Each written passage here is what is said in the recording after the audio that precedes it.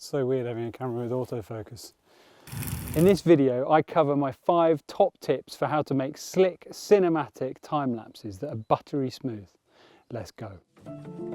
Time lapses are brilliant. I absolutely love doing them, and I love the infinite diversity of how you can use them creatively to see the world in ways that are impossible at normal speed. Here are my top 5 bits of advice.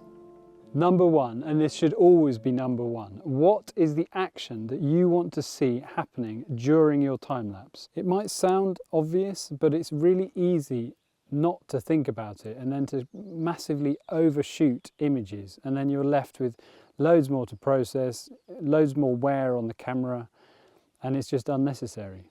So for example, say you want to shoot a time lapse of someone making a wooden box. So if they have some idea how long it might take them, say, let's say 40 minutes it's going to take them. So the first thing I do when starting to shoot any time lapse is I get the calculator out. And so it's going to take this person 40 minutes to make a box.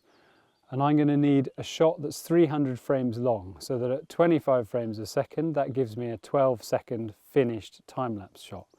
So then you go 40 minutes times 60 to get the number of seconds. So there's 2,400 seconds in 40 minutes.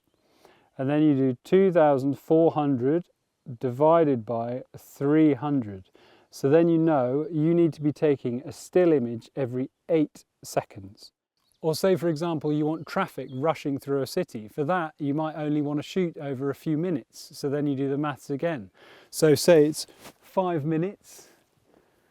So then you do 5 times 60 is 300. So then you want to be taking an image every second.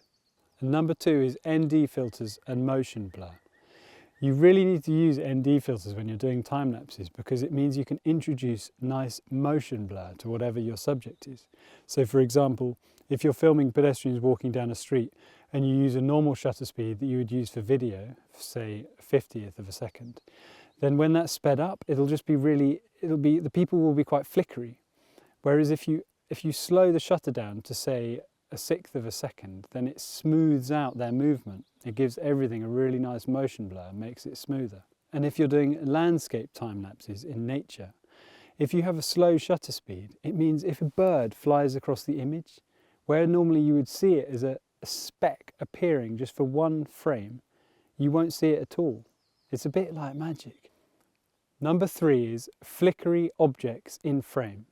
So when I'm choosing the composition for my time lapse, I'm always studying the frame to see if there's any trees in it or flags or anything that will flicker when they're speeded up, because it can be really distracting and take away from the nice fluid smoothness of a time lapse. Even if it's a day that doesn't feel windy, it's amazing how much they move. Like even now, it's a completely still day, but if I did a time lapse in this forest, looking at some treetops, they would be moving a lot. It can really take away from the nice, buttery, smooth, flowing time lapse. It's just a distraction. Number 4 is disconnecting the lens. So you've got your ND filter on, you've chosen the amount of motion blur you want, maybe by doing some test shots. You've set your exposure by using your ISO and your aperture. And the next thing, which is super important, is killing the lens. So with most DSLR electronic lenses, the aperture is wide open all the time, apart from when you actually take the photo, the aperture will step down to whatever you chose. So say you were on f5.6 for your time lapse. It'll only stop down to f5.6 when you take the image, and apart from that it's just wide open, just so it's easier to see through the viewfinder and get the maximum light in. But what that means is, because even though it should be stepping down to f5.6 every time, for every photo, it'll be slightly different, which means you have very slight different exposures for different images. And I'm talking like really tiny, like a fraction of a stop. And so what's super important is killing your lens. You basically have to turn your electronic lens into a manual one, like it's dead, so it's having no control by the camera. So what you have to do is you have to press the aperture preview button. I normally do this in live view because I find it easier to see when it's disconnected the right amount. but you press the aperture preview button, then you press the button you would normally press to take the lens off the camera. And you rotate the lens by it's about 8mm, but it will vary on different camera models. But with Canons, it's about 8mm.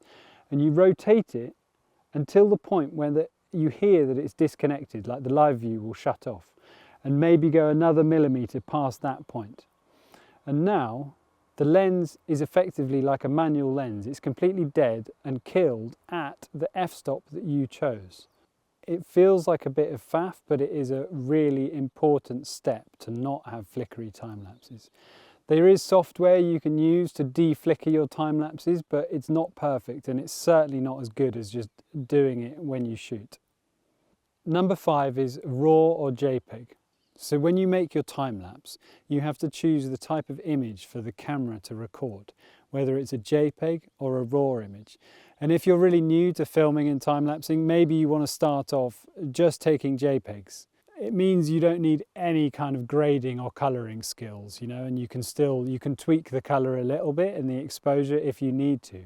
There still can be massive high resolution images, but they're much more limited in the amount of shades, the amount of range between the darks and the overexposed highlights that your camera can see, which means if you've got a landscape scene and, you know, the foreground is sort of partly shaded, it'll be really hard for the clouds, the bright white clouds above, to not get overexposed. Whereas if you're shooting RAW, it means the camera has loads more dynamic range, and it's much easier to make a balanced, nice looking image that doesn't have any overexposed areas in it.